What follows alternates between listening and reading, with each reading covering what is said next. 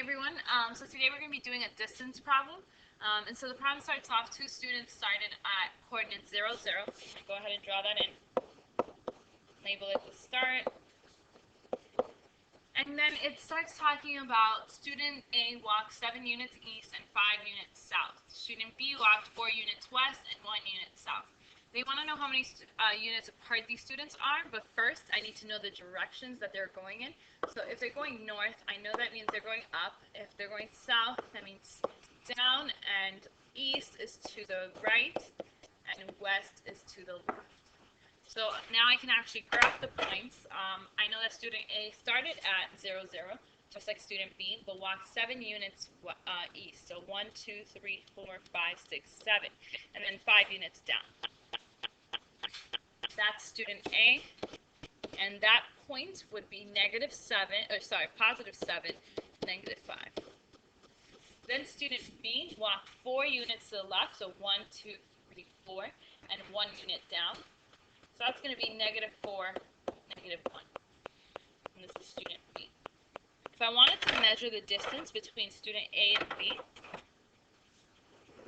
I can't just count the units because it's not a straight line. So I'm going to have to use the distance formula.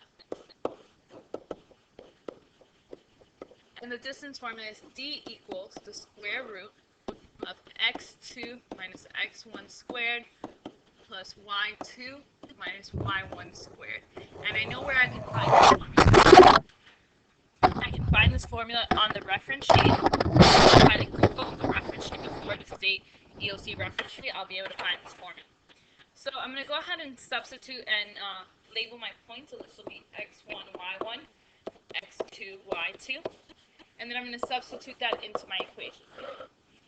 So I also know that it didn't matter how I labeled my points. I could have labeled it the other way and it would have been completely the same. So it's 7 minus negative 4 because there was already a negative in the equation. So I want to make sure I bring that down. And then it's negative 5 minus negative 1. Again, I have to bring that negative down. Then I get D equals, I continue to simplify, and my negatives are going to turn into a positive, and that's going to give me 7 plus 4, which is 11, it's 11 squared, plus negative 5 plus 1, which is negative 4 squared. That's going to give me square root of 121 plus 16, and that will finally give me the square root of 137, which I can see is the answer that's listed here. So I don't have to do any more work. I don't have to change this to a decimal or anything else because that's how the answer is listed.